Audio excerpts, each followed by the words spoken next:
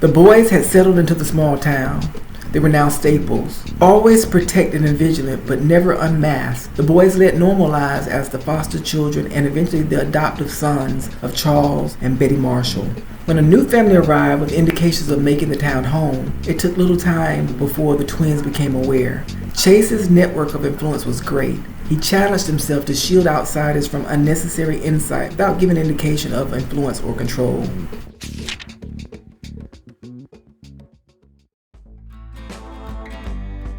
Eight years had passed, and then this middle-class family, mother and son, moved to town. They were looking to find a home outside of the costly and bustling city of Dallas. They were looking for a location within a reasonable commute to her job and work that she desperately loved as a general practitioner. Each day, the mother and son explored the city, the park, the community center, and the local schools. Eventually, the mother was convinced that she had found the right school for her son. Her son agreed. The neighborhood was priced appropriately in a sought-after district. It had a swim program that was great, a music program, football team, and had a top-notch scholastic program.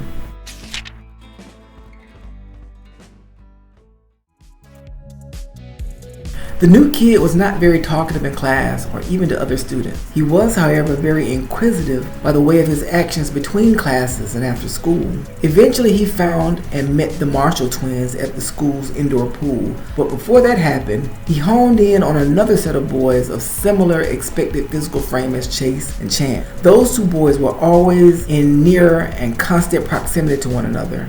Complicating the new kid's ability to meet and identify the twins was that these two boys were true identical twins. A second obstacle the new kid encountered to pinpointing the twins was surmounting how successfully Chase had masked that they were in fact identical twins. He eventually narrowed it down to two sets of boys, the obvious twin boys and the other boys he had trouble being absolutely sure of. One last obstacle was Chase and Chance's adamant refusal to take individual or group photos. There was no physical, visible, or tangible evidence to compare last known visual images to in order to aid them in identifying their true identities.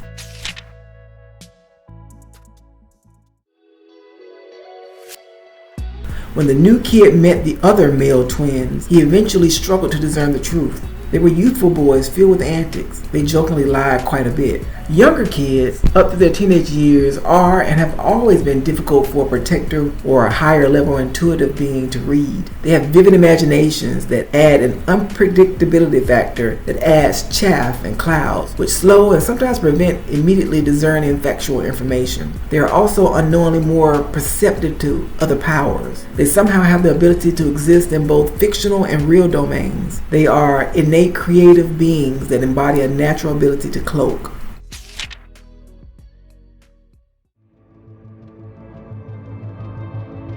Once the new kid determined the other twins were normal boys, he honed in on the other boys he suspected with the hope of soon identifying the yellow-eyed boys. By all respects, the yellow-eyed twins seemed very normal. They had in a short time after their arrival convinced and influenced the townspeople to believe that they were and had been a part of the school and town for a very long time.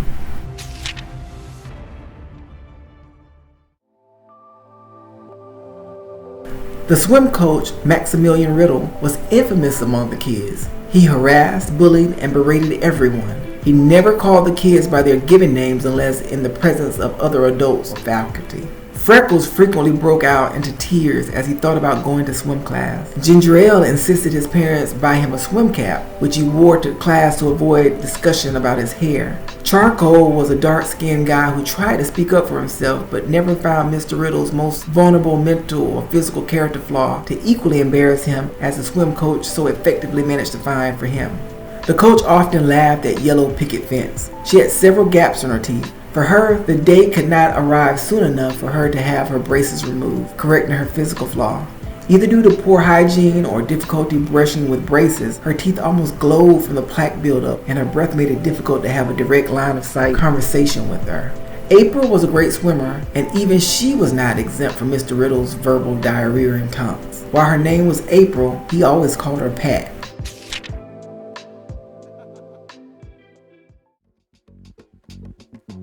Pad! Watch Saturday Night Live reruns on YouTube. There are a few skits on there that I find match you perfectly. Oh, and keep up the good work in the pool. You're making our team great. The only time Max was complimentary was when he noted the lap times for his team. For several years in a row since his arrival, he had coached an unrivaled swim club.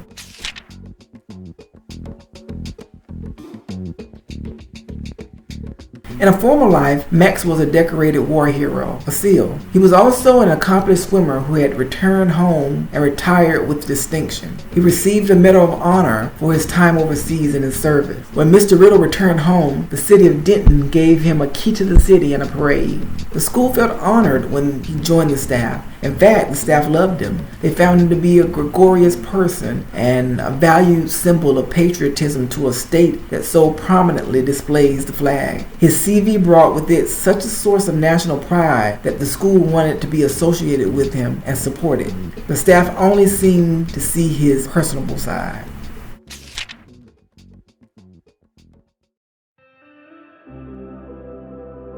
Charles and Betty were pleased with the twins' grades, but were concerned that they were spending too much time on their research project and not enough living and enjoying their youth. From hearing stories of their life prior to Denton, Betty recalled that Chase and Chance had a pool and were avid swimmers. It took some convincing on Betty's behalf, but eventually both boys agreed to check out the school's swim program. The water represented peace and conjured fond memories of their mother, the judge, and Stanley. They both decided to give it a try.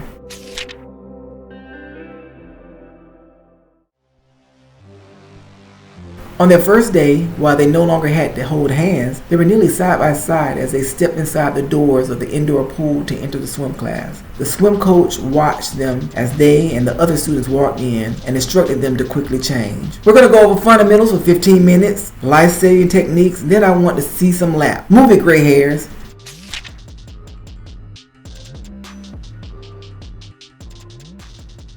Max thought as the boys entered the pool and then mumbled lowly to himself, I'm going to have to harden these two up or they'll be picking up soap instead of girls their entire lives. I can't let that happen. Okay, let's get into the water and get along the edge. We're going to do some drills. 30-second breath holds, 45-second back floats, 1-minute dog paddles, then rest and repeat. Let's go!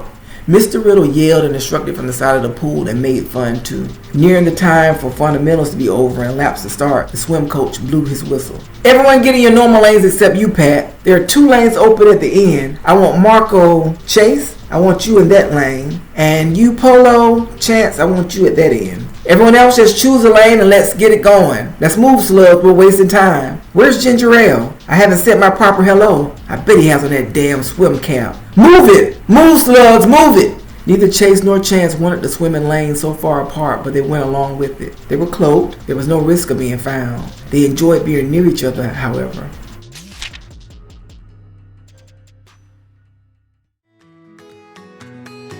The boys swam beautifully. While in separate lanes and desperately wanting to share a lane together, they individually swam like Phelps in the water. Max was impressed but dared not say it until he had more time to really see and evaluate their abilities. Okay, swim class is over. We have a meeting in a few weeks. Keep swimming at home or contact the school to get access in the evening. I or someone else will be here usually. Bring your damn parents or guardians when you come. No one will ever say I rubbed any kid's bootay. You got it?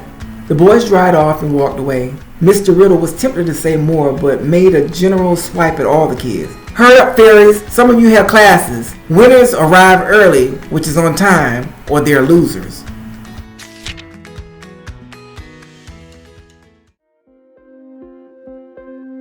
As the week progressed, it was apparent that Max's team had several ringers. The boys were really amazing in the water. Aside from them being clingy and a bit soft, they clearly had talent. Being in the pool really made Chase and Chance feel alive. Eventually, they convinced Betty to accompany them to the school in the evening for additional practice.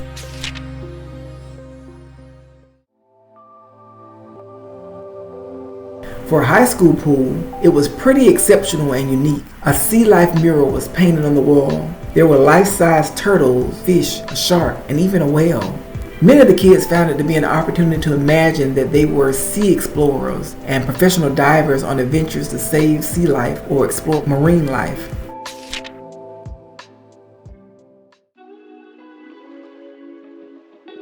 Mr. Riddle made it a practice not to save anyone or allow anyone else to save another person, primarily for safety reasons. The risk of a scared kid pulling down another kid was too high. His other and favorite reason was because he found it funny watching the kids thrash about in a frenzy. When he saw these instances, he took his time to offer his advice or help. No one can always save you in real life. Calm yourself and survive.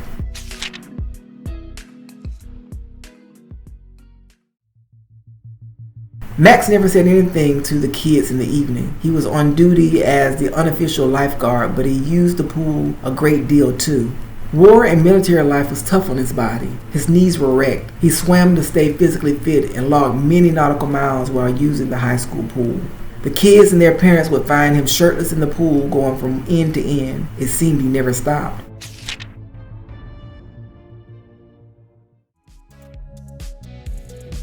One day, Max saw the boys exit their car with who he assumed was their grandmother, Betty. Once out of the car, the boys joined hands and walked inside. Betty knew the reason for them holding hands and fully understood. What also alleviated some of her anxiety about it was that they had an ability to mask themselves. The boys simply saw nothing weird about it and didn't feel inadequate or self-conscious for doing so. For the sake of peace for those jaded, sometimes small-minded people who saw them, they did shield themselves to avoid offending their sensibilities.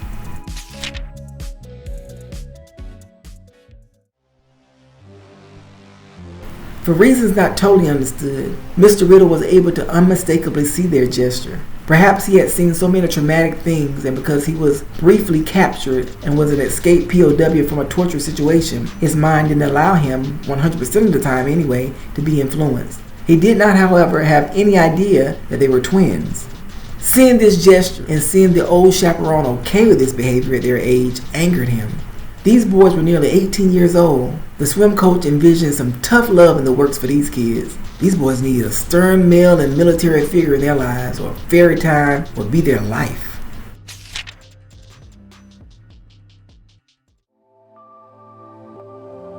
The boys swam great that night. Max stole underwater glances at their speed, their precision, and technique.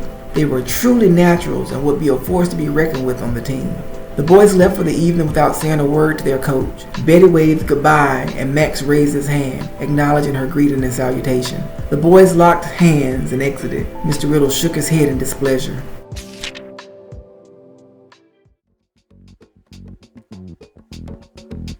The next day at school, class went well.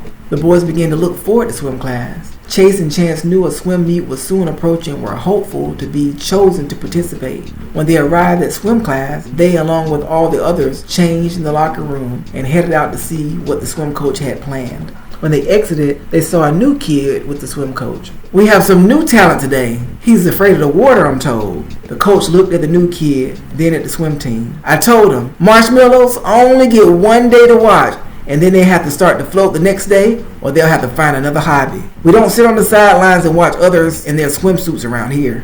Mr. Riddle pointed to a spot for Marshmallow, the new kid, to sit. Both the twins and the other kids looked at each other. Mr. Riddle was prickish, but today the comment started early. This was potentially an indication of more and worse things to come.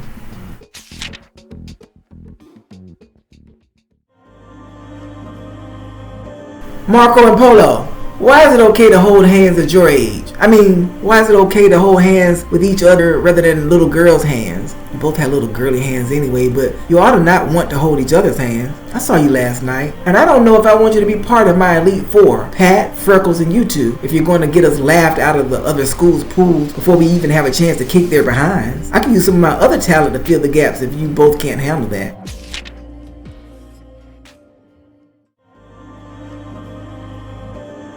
Both twins were taken aback. They wondered how he was able to see that. Had Chase's ability to influence weakened? None of the other kids realized that they were twins or occasionally held hands. How was it that he was the exception to Chase's abilities? The other kids looked around and some of them laughed. Life had taught the twins to stand up for themselves. Having a powerful ability further helped their confidence. Never one to back down from a challenge, the boys walked squarely up to Mr. Riddle. "You're mistaken. Chance and I will not be bullied." "Marco and Polo, I saw it, and frankly it's weird. I have to tell you this so you don't encounter worse things in life. Chase and I are good swimmers. Being in the pool has been good for us. You won't take that joy from us. Whether for the team or not, Chance and I came to swim. What's the drill today? If you have nothing else for us, close your mouth and we'll begin.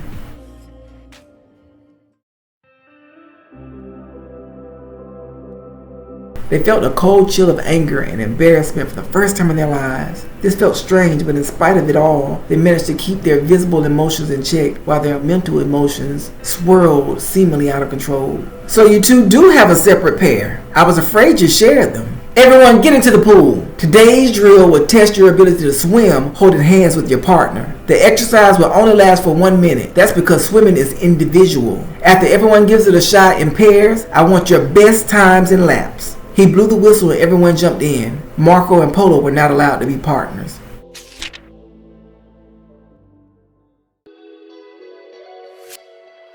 The kids saw, just as the coach intended, how difficult it is to swim with clenched hands. After the exercise, they each swam their best lap times ever. At the end of the class, the swim coach smiled at the boys. Everyone dried off and headed to change. Marshmallow prepared to leave. Marshmallow, are you going to float tomorrow or what? I will.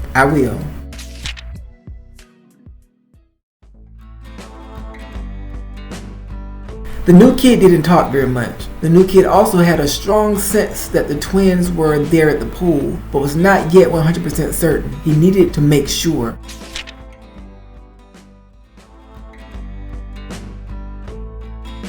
In a previous life, the new kid was a living, breathing person. Today he existed as a cat, Miriam's protector, who could take many forms. He truly hated to be in the water. The new kid would have to think of what he was going to do by tomorrow should he determine that he needed to investigate further. When it was time to protect Miriam, and when her life was at stake, there was nothing the new kid would not do. There was never a moment of fear or hesitation. Day to day, however, he would never step foot in a pool purposely.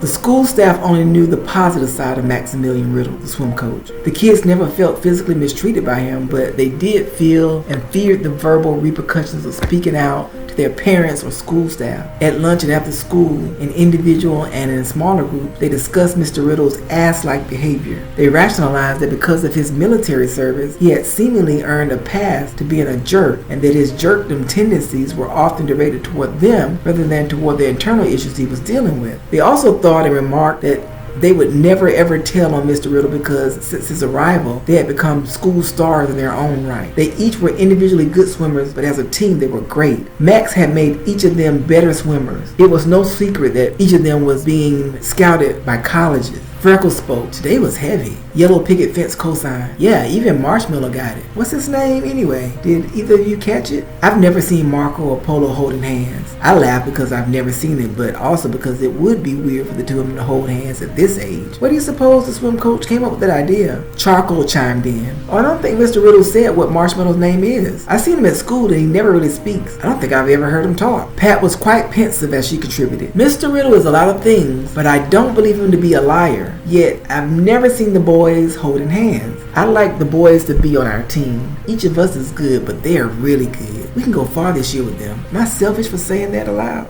Ginger Ale agreed with the sentiment of the team going far. Yeah, I want to win too. If the coach was a little less douche-like and more personable, I'd really enjoy swimming more.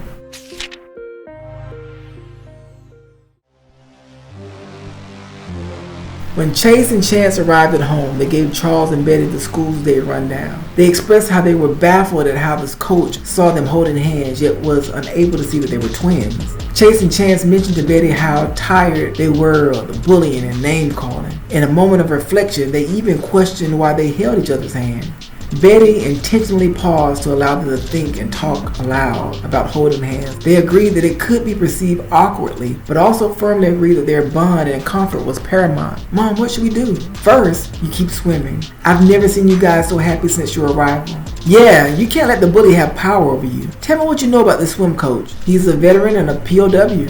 I served. War is hell. I would guess his exposure to one or more traumatic experiences has made him develop boxes to contain his thoughts and fears that inhibit your ability to influence him. I suggest that you find a different box to tap into. Perhaps the box that has not yet allowed him to see you both as twins. Charles, I bet you're right. For the sake of the team, we need to end this bullying. If we can, we'll help the swim coach in the process.